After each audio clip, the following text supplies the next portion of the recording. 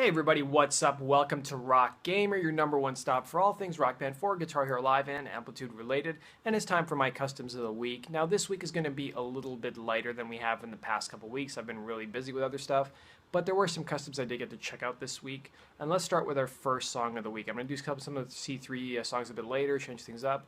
This is the Tom Petty song Learning to Fly by Nunchuck and Sygenysis. They did the song as part of their, weekly pack that they release every Saturday morning. And this song is merely chosen for the most part just for nostalgia's sake. It's a great classic rock song. It may not be the most fun on any particular instrument. The drums, it's a pretty standard rock beat. And then you get towards the end of the song and then there's this crazy drum solo thrown in when you're playing like a lot of crash and stuff.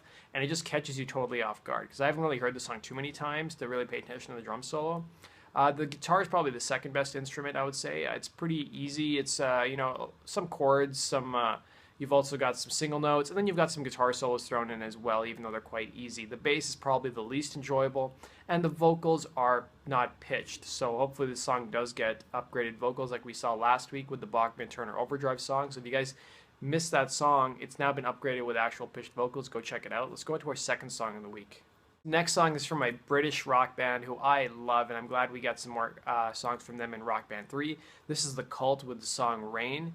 And this song, on the drums, has a pretty standard hi-hat disco beat. There are some parts where you'll be playing a standard open hi, where you'll be playing a standard rock beat with closed hi-hat and snare, and then maybe some, ride cymbal you'll be playing on as well. It's pretty easy on the drums. It's not too challenging. There are better cult songs out there for drummers, but I found this had enough variety to keep things interesting for me.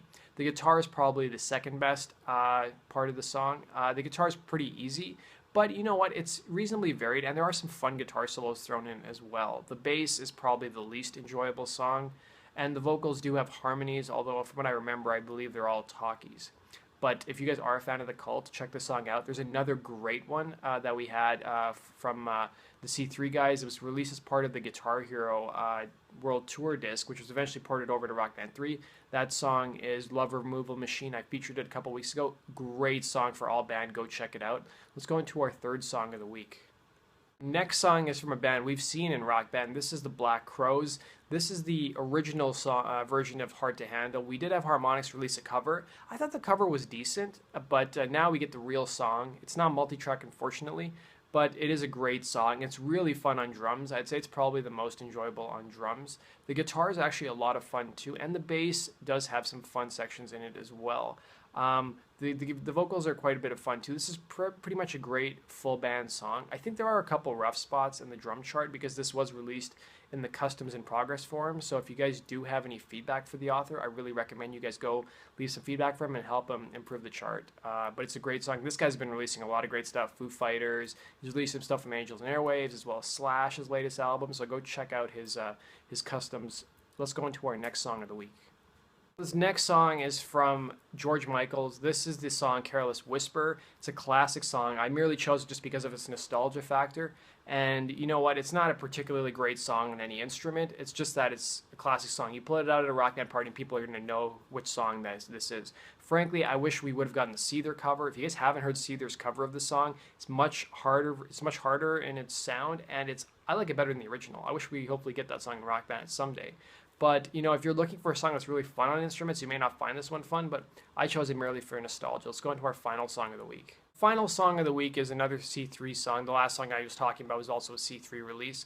This is She Drives Me Crazy by Fine Young Cannibals. It's another song from the 80s, I believe. And this one is another nostalgia song. On the drums, you're playing a pretty standard hi-hat, disco beat. There are some variety. There is some variation thrown in terms of how many notes you're playing in between the snare hits, but for the most part, it stays pretty consistent. The other thing too is that the drums, the guitar, and the bass, they're really not anything really too enjoyable. There's a lot of areas where you'll just be waiting and then playing two notes and then waiting, playing another two notes. The vocals are probably one of the highlights of the song. It features full harmonies as well. And I believe there's also a keyboard part in the song too. But that basically does it for Customs of the Week. I want to thank you guys for watching. If you guys want to stay up to date on all things Rock Band 4, Guitar Hero Live, and Amplitude related, click the subscribe button. Take care.